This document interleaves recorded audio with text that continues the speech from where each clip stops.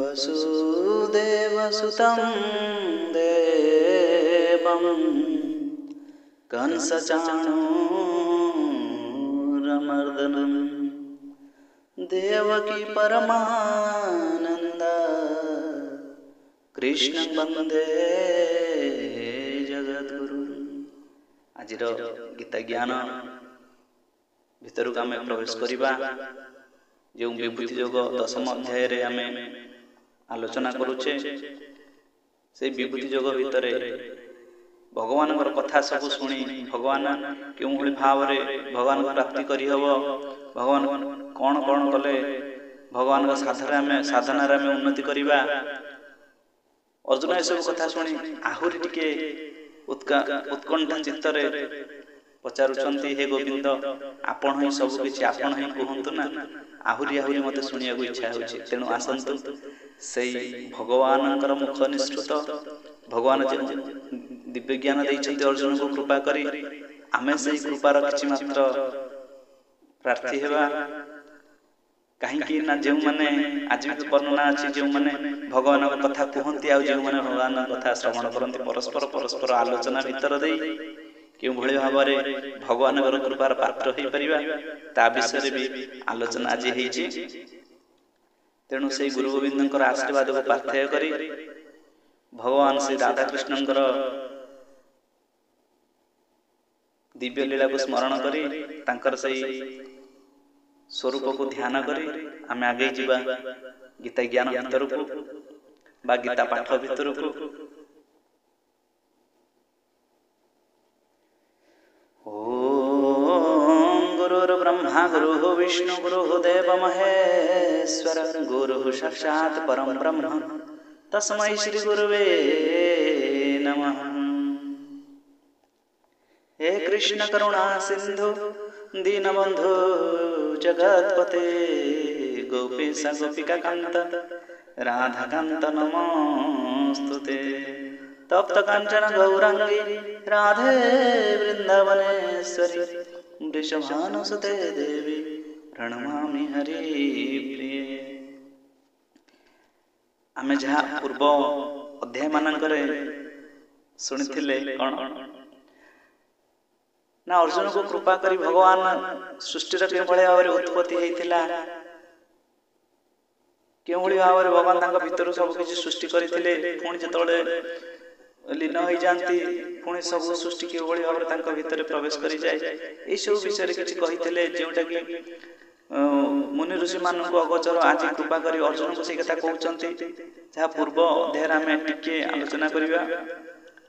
अहं सर्वस्य प्रभो मतः सर्वं प्रवर्तते इति मत्वा भजते मां बुद्धा भव समन्विता।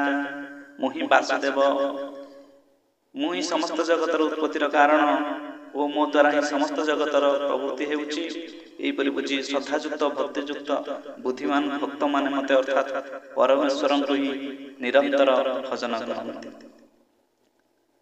मच्चिता मद्गता प्राणा बोधयन्तः परस्परं कथयन्तश्च मां नित्य तुष्यन्ति च रमन्ति च। निरंतर मोठारे मन लगाई मोठारे ही प्राण अर्पण कर भक्त माने मो भक्ति संबंध में चर्चा करी मोर प्रभाव को परस्पर भितरे आलोचना करी एवं जड़े अन्य जन को प्रबोधित कराइबा किछि भगवान कथा शुणाई मोर गुण मोर प्रभाव विषय निज निज मध्य आलोचना करी निरंतर संतुष्ट रुहंती जहाँकि आम कहूचे सत्संग बा साधु संग जोटी भगवान गुण कीर्तन लीला मान आलोचना करा जाए जोटी भगवान स्वरूपर कथा से कि भाव में लीला करथिले कथा जोटी आलोचना करा जाए से बा ताकु सत्संग कहती बा परस्पर भितर आलोचना रत होई से माने खुशी अनुभव करती क्यों माने जो माने भगवान भक्त था। तेणु से माने कौन करती ना सब निरंतर भगवान चिंतार लीन हो जाती କାହିଁକି ନା ସେମାନଙ୍କର मुख बोहे जो हरि नाम का सुमिरन किया मुख से ही मुख जो मुखरे हरि कथा ही सबुले थाए से मुख पवित्र हो जाए से तांकर प्रत्येकटी जीव साधु संग विनु गोविंद लभी न पारे तोर तन तेणु परस्पर भितर सदालोचना है से कृष्णंकर विभिन्न स्वरूपर लीलामय कथा को वर्णना करी से माने सबुले भगवत चिंतार ही लीन हो जाइथांती सबुले लीन ही रुहंती तेषां सतत युक्तान भजतं प्रीतिपूर्वकं तदामि बुद्धियोगं तं जेन मां भजन्ति ते निरंतर मोठारे बा निरंतर मते ध्यान आदि रे लागि रहउथिबा तथा प्रेम पूर्वक भजन करुथिबा सेही भक्त माननको मु सेही तत्व ज्ञान रूपी जोग प्रदान करे जहा द्वारा कि से माने मते ही प्राप्त होंती तेणु एठी भगवान कहले जो माने निरंतर ध्यान आदि रे रहंती प्रेम पूर्वक भजन करंती भगवान सेमानको तत्व ज्ञान रूपी जोग प्रदान करंती तेणु आमे कहचे आमे जोग साधना करिबा ना भगवान ही से सब हमको प्रदान करि दियंती तांकर अहेतुकी कृपा माध्यम रे भक्त माने खुशुलस जे भगवानंकर ही भजन करंती से ही भक्त अहर निष्ठांग भितर आ किछ न थाए ए जो काम क्रोध लोभ अहंकार ये तो धीरे धीरे हम भितर टूटी टूटी का जीव 24 घंटा भितर आमे किछ समय सोई पडुचे आ किछि समय रहउचे आमे जागृत रहउचे से जागृत भितर आमे कर्ममय जीवन भितर जदि आज 10 मिनिट जदि भगवानकर गुण कीर्तन लीला सुनिले बा कहिले से 10 मिनिट आम पाई बहुत यथार्थ हैला काली के 11 मिनिट हो ता पर दिन 12 मिनिट हो एवली भाव धीरे धीरे धीरे धीरे समय वर्धित हो तापरे किछि दिन गला पर से आपना चाहि 24 घंटा भितर से 24 घंटा भी हेई परिबे सयने सपने ओबा जागरणे तुमको ए आखि झुरुची प्रभु तुमको ए आखि झुरुची काकमिति नामे जदि साइकिल की गाड़ी के नहीं करी जाउछे प्रथम प्रथम हम रास्ता बनौथिले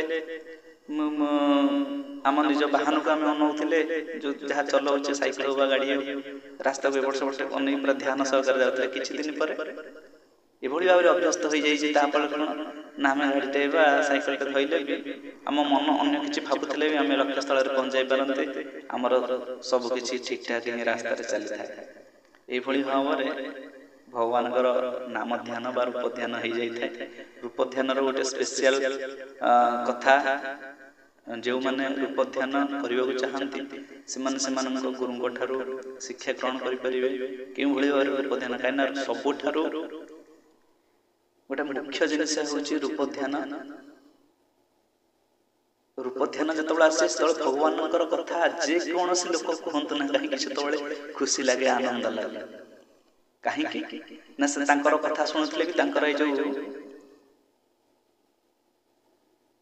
मनटा कौन जाता ना से प्रभुंर रूप को स्वरूप को ध्यान कर बसुता क्यों भाव से कृष्ण कथा कहते आखि आगे आसिगले भगवान कृष्ण आज मुरली धरी कदम दर तले आज गान करुँच सुमधुर स्वर सांगे सांगे आम मन से पड़ोचे तेणु ये गोटे भल विषय तेणु अनन्य चित्तरे निरंतर ध्यान करेंगे ध्यान हूँ रूप ध्यान मुख्यतः भाव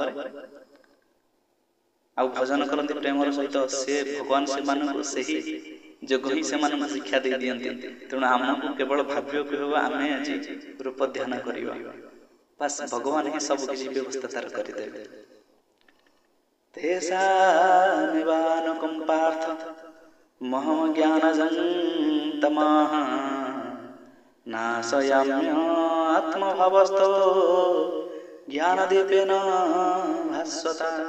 हे अर्जुन सेमानक ऊपर अनुग्रह करिया पई सेमानक अंतकरण रे रही मु निजे ही सेमानकर अज्ञान जनित अंधकार को आलोकमय तत्व ज्ञान रूपी दीप रे नष्ट कर दिए।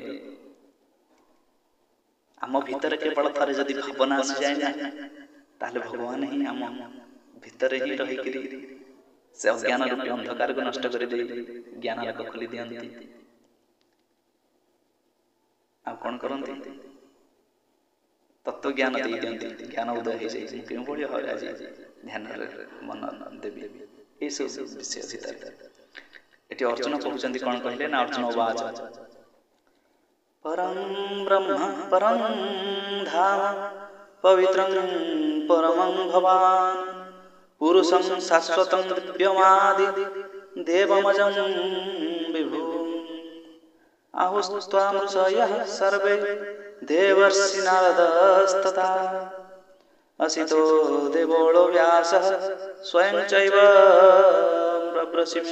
अर्जुन कहिले आपण परम ब्रह्म, परम धाम एवं परम पवित्र आपण, कारण आपण को सकल ऋषिगण सनातन दिव्य पुरुष एवं देवता मानकर मध्य आदिदेव अजन्मा और सर्वव्यापी बोली कहती।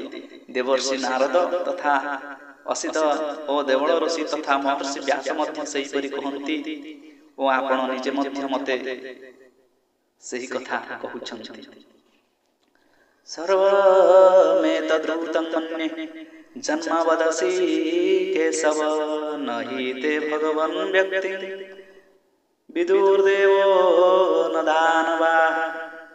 हे केशव, आपण मते जहा किछि कहउछन्ति से सब को मो सत्य बोली मानुछि। हे भगवान, आपणक लीलामय स्वरूप को दानव माने मध्य जानन्ति नहीं कि देवता माने जानन्ति नहीं, अर्थात केही जानन्ति नहीं।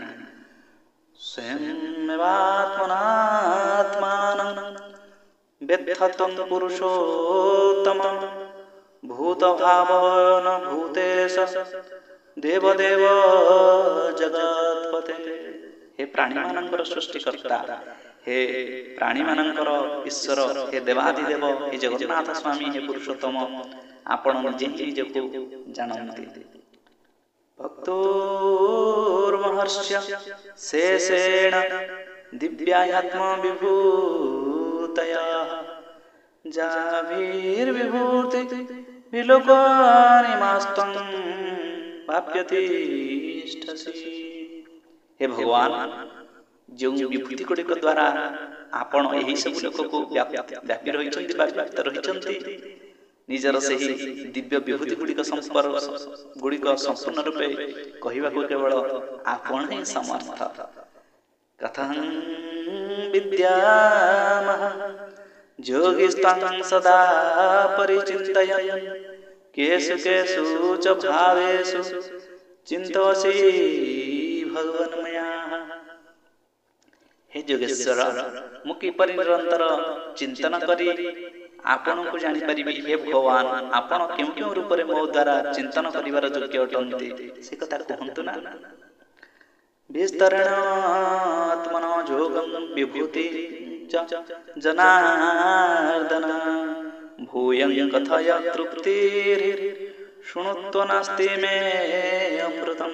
हे जनार्दन, आपणक जोग शक्ति और विभूति आहुरी विस्तृत भाव में कहतु, कारण आपणकर अमृतमय वचन जेते शुणिले भी मते बा मोर कर्मदय तृप्त हेउ नाही, मोर मन रे आहुरी उत्कंठा जात हेउछि। तेणु हे भगवान, आपण ही सेही सब कथा ही मते कहतु, मो मन को शीतलता प्रदान करंतु। भगवान एठी कहउछन्ति कोन, हन्तते कथयिष्यामि दिव्य आत्म विभूतया प्रधान्यतः पुरुषश्रेष्ठ नास्त्यन्तो विस्तरस्य। श्री भगवान कहिले, हे गुरुश्रेष्ठ, वर्तमान मोर जो सब दिव्य विभूति रही से भीतर तुमको प्रधान प्रधान विभूति गुड़िक कहबी, कारण मो विस्तार अंत नाही। अहमात्मा गुडाकेश सर्वभूताशय स्थितः अहमादिश्च मध्यं च भूतानामन्त एव च। हे अर्जुन, मु हेउछि सकल जीवंकर हृदय अवस्थित समस्तंकर आत्मा एवं सकल जीवंकर आदि मध्य ओ अंत भी मु ही अटे। आदित्यनामहं विष्णु ज्योतिष रविरंसुमा मरीचिर्म ऋतामस्मि नक्षत्राणामंससि। ମୁଁ ହେଉଛି ଅଦିତିଙ୍କର ଦ୍ୱାଦଶ ପୁତ୍ର ମଧ୍ୟରେ ବିଷ୍ଣୁ। ମୁଁ ଜ୍ୟୋତିର୍ମାନଙ୍କ ମଧ୍ୟରେ କିରଣ ପ୍ରଦାନକାରୀ ସୂର୍ଯ୍ୟ ତଥା 49 ବାୟୁ ଦେବତାଙ୍କର ତେଜ ନକ୍ଷତ୍ର ମାନଙ୍କର ଅଧିପତି ଚନ୍ଦ୍ରମା। ମୁଁ ହେଉଛି ଅଦିତିଙ୍କର ପୁତ୍ର ବିଷ୍ଣୁ ଓ ଜ୍ୟୋତିର୍ମାନଙ୍କ ମଧ୍ୟରେ କିରଣ ପ୍ରଦାନକାରୀ ସୂର୍ଯ୍ୟ, 49 ବାୟୁଙ୍କର ଦେବତା ତେଜ ଓ ନକ୍ଷତ୍ର ମାନଙ୍କର ଅଧିପତି ଚନ୍ଦ୍ରମା। वेदानां सामवेदोऽस्मि देवानां अस्मि वासवः इन्द्रियाणां मनश्चास्मि भूतानामस्मि चेतना। ମୁଁ ହେଉଛି ବେଦମାନଙ୍କ ମଧ୍ୟରେ ସାମବେଦ, ଦେବତାମାନଙ୍କ ମଧ୍ୟରେ ଇନ୍ଦ୍ର, ଇନ୍ଦ୍ରିୟମାନଙ୍କ ମଧ୍ୟରେ ମନ ଓ ପ୍ରାଣୀମାନଙ୍କର ଚେତନା ଅର୍ଥାତ୍ ଜୀବନ ଶକ୍ତି। ରୁଦ୍ରାଣାଂ ଶଙ୍କରାଶ୍ଚାସ୍ମି ଯକ୍ଷରକ୍ଷସା ବସୁନାଂ ପାବକଶ୍ଚାସ୍ମି ମେରୁଶିଖରିଣାମଃ। ମୁଁ ହେଉଛି ଏକାଦଶ ରୁଦ୍ରଙ୍କ ମଧ୍ୟରେ ଶଙ୍କର ଓ ଯକ୍ଷ ତଥା ରାକ୍ଷସମାନଙ୍କ ମଧ୍ୟରେ ଧନପତି କୁବେର। ମୁଁ ଅଷ୍ଟବସୁଙ୍କ ମଧ୍ୟରେ ଅଗ୍ନି ଓ ପର୍ବତମାନଙ୍କ ମଧ୍ୟରେ ସୁମେରୁ ପର୍ବତ। ପୁରୋଧଂସା ଚ ମୁଖ୍ୟଂ ମାଂ ବିଦ୍ଧି ପାର୍ଥ ବୃହସ୍ପତି ସେନାନିନାମହଂ ସ୍କନ୍ଦ ସରସାସ୍ମସ୍ମି ସାଗର। ଆଉ କଣ କହିଲେ? ହେ ପାର୍ଥ, ମତେ ପୁରୋହିତ ମାନଙ୍କର ମୁଖ୍ୟ ବୃହସ୍ପତି ବୋଲି ଜାଣ। ମୁଁ ସେନାପତି ମାନଙ୍କ ମଧ୍ୟରେ ସ୍କନ୍ଦ ଓ ଜଳାଶୟ ମାନଙ୍କ ମଧ୍ୟରେ ସାଗର। ତେଣୁ ଭଗବାନ କେଉଁଭଳି ଭାବରେ ସମ୍ପୂର୍ଣ୍ଣ ଚରାଚର ଜଗତରେ ବିଦ୍ୟମାନ ତାହା ଅର୍ଜୁନଙ୍କୁ କୃପା କରି କହୁଛନ୍ତି। ତେଣୁ ଆଜିର ଗୀତାଧ୍ୟାୟକୁ ଆମେ ଏଇଠି ରଖିବା। ଆଗାମୀ ଅଧ୍ୟାୟରେ ଆଉ କିଛି ଭଗବାନଙ୍କ ବିଷୟରେ ଜାଣିବା। ଭଗବାନ କେଉଁ କେଉଁ ଭାବରେ ଏ ଜଗତରେ ପରିବ୍ୟାପ୍ତ, ଯାହାକି ଭଗବାନ ନିଜେ ସ୍ୱୟଂ ତାଙ୍କରି କଥା କହିଛନ୍ତି। ତେଣୁ ଏଇ କଥାକୁ ଶ୍ରବଣ କରି ଆମେ ଆନନ୍ଦିତ ହେବା। ନିଜକୁ ଭଗବାନଙ୍କର ଏହା ଗୋଟିଏ କୃପା ବୋଲି ଆମେ ଜାଣିବା।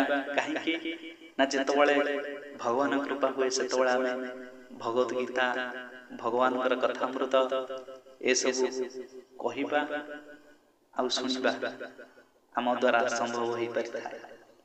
ତେଣୁ ଏଠି ଯେଉଁମାନେ ଶ୍ରବଣ କରୁଛନ୍ତି ସେମାନଙ୍କର ଜୀବନର ଉନ୍ନତି ହେଉ, ତାହା ଭଗବାନଙ୍କ ନିକଟରେ ଏ ଅଧମ ପ୍ରାର୍ଥନା କରୁଛି। ଆଜି ପାଇଁ ଗୀତା ଜ୍ଞାନ ଏଇଠି ରଖିବା। ଭୀମସ୍ୟାଦୃଢ଼ଂ ମୁନେର ବିମତି ଭ୍ରମ ଯଦି